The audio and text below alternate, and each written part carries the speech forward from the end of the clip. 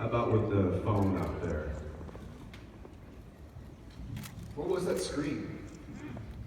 Color. Color. So you know. Red.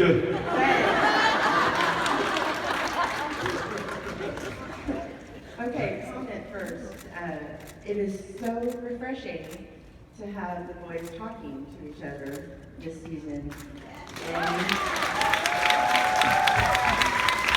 And I was sitting in my living room just knowing that Dean was not going to tell Jared that his deepest desire was the darkness. And you did. You told him. And that Well, I told Sam. Dean told Sam. Yes, you told Sam. But Jared heard. My question, anyway, I almost fell out of the chair. I was like, oh my God, I was just saying, he's not going to tell him. He's not going to tell him. It's going to go again. But you did, and that was refreshing. You're welcome. My question is, since season 12 is coming, are we going to see some directing again next season? From moi? I don't know. In fact, we just had a sit-down conversation with Mr. Singer, and until we're finished with this season, they don't really start lining those slots up. They have ideas, and they'll put those offers out to the agents of the directors and stuff like that. With me, it's a little different because it's kind of in-house. So they just kind of have to, ask me if I want to, and then I need to think about whether or not I want to commit. Because I will warn you, it is, or I will tell you, it's an exhausting endeavor. Yeah, I can't imagine doing a full feature film, the way that some of these guys do. But the real thing is in doing an episode of television like our show, you have a week to a week and a half of prep time, and before that you're reading and breaking down the script and trying to get ideas of what you want to do, because it's all up to you. You got all 80 people staring at you and saying, what do you want us to do? And that can be pretty daunting. So to break that down, then to prep, then to facilitate and film, and then to go into post-production and edit and do all that stuff, it's almost a month of draining experience. So that's why you don't see directors shoot one episode after another. They'll shoot, Bob and Phil, they'll shoot 4 a year out of 23 episodes because they need that recovery time. Well, I don't get that recovery time because I gotta go right back into actually being Dean and filming for the next 9 months. And so to start out, stop it! To start out, it's like sprinting the first 4 miles of a marathon, and then going, okay, now we're going to need you to continue to jog for the rest of the, whatever it is. So it's I'll have to talk if they allow me to do it. And they say, yeah, it's up to you. I'll have to have a sit down talk with Danielle and be like, all right, can we go through this again? I will say there's a lot of enjoyment that I get out of it, and there's a lot of it's just, to be able to be in a space like we were talking about the crew earlier. We do have an amazing crew, and I know a lot of people say, a lot of actors, the crew is amazing, but I mean, we really have family. We've been with these people for over a decade, a lot of them, and to be in an environment like that, and to know that they're not going to let you fail is just it's an inspiring thing, and to have people that you can lean on for ideas or support it's a pretty incredible thing. I've been very fortunate to do, I think 5 episodes now. So hopefully it works out. If not, that's okay. Maybe there'll be a season 13 and I'll do one then. But I will say that after a conversation with Bob, I think if things work out, with deals and agents and contracts and stuff, I think they're going to bring back a few directors that you guys will be very happy to have. So I know we will. I see 2 people waving their arms, and I don't know if they both have a question, but if so, I want y'all to fight. Like Donald Trump, fight each other. No, she's my mom. Okay. We got about to have a heart attack. It looks like your sister. All right. It's often the most evil people who are the nicest. Anyway, I really wanted to know, Jim Beaver said earlier that you guys did not have, I don't think, the ability to prank him good enough.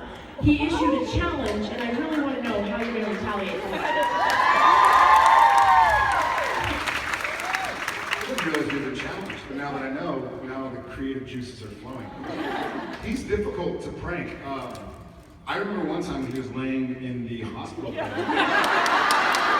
pulling his little sheet up and getting his big toe and going like, just squeezing on it. And I remember staring at that and then looking at him like how's that not? And just stone faced. Like, no, not gonna do it. He said that was the worst you've ever done. Like, you don't think you do more. There's some of the Joke's worst. on us. He has no feeling from the knee down. His prosthetic toe. He wears fake feet outside of his actual feet in preparation for me to do something. That's a good question. All right.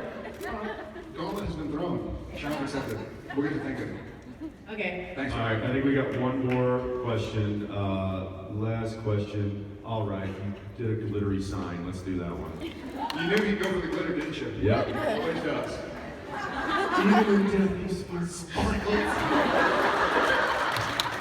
Good morning. Hi.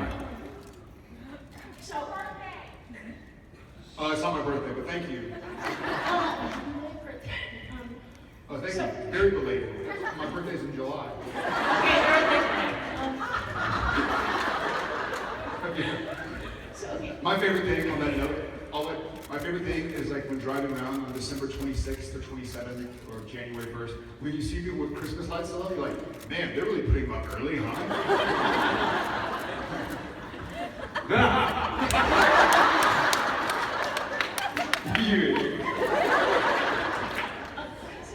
All right, Sparkles, what do you got? I know you have your directions and there's a script and a storyline. But really, do you ever sit there and go, why did Dean not answer his phone? Why did Cass trust, why did Sam trust Crowley? Because that's worked out so well in the past for you. I mean, how do you justify it to yourselves? Because you're going, oh no, Dean's an idiot. Yeah, what do you think? I like your time. Oh yeah, Let's not forget, I picked you. he raised you from perdition. And I will put you back. To perdition. Yes, of course, over the past 200 and... Bunch. Good question. Yeah, so over that many episodes, sure, we read things and we're like, what? But, you know, we're also... 238. Johnny on the spot here.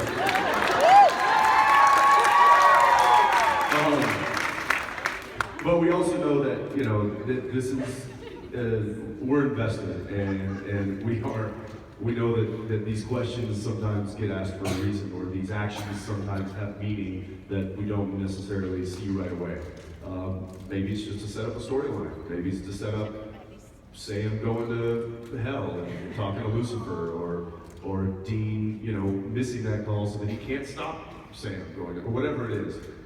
There's generally a method to the madness, and we have to trust that the writers have a method, and so far they have. So, you know, we hope you do too. The only times that I feel like, Sam, Dean, you're such idiots, is when it's actually like a fight scene scenario where maybe we've finished most of the sigil with like a finger, and then demons run in and we're like fighting them and losing, and then finally you put the finger up and they explode, and you're like, why didn't they just do it the second the demon?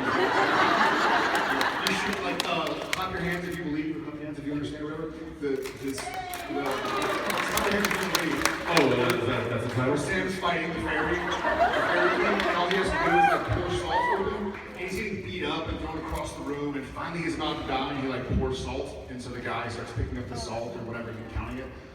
I actually added a line like, why don't I do that in the first place? We have something else coming up like that, where you're like, why don't they just finish this, which would have taken a millisecond before getting beat up for like 15 hours. Because then they wouldn't have a scene of them getting beaten up, and the bad guy wouldn't have been able to give his exposition about why he's doing what he's doing. Just because there's 100 times when it's like, they are highly trained, they've been doing this their entire life. How when they get thrown across a room, does their weapon always always fly in a place that they can't find it? Why doesn't that, You know, like, first of all, two things. One, whenever we do actually get flown or get sent flying off of whether it's an air ram or whether it's we throw ourselves, the instinctual thing to do is to grip tight. So I've actually had to tell my stunt double, Todd Scott, multiple times, dude, you gotta lose the knife when you get thrown through the closet. And he's like, right, got it. Every time.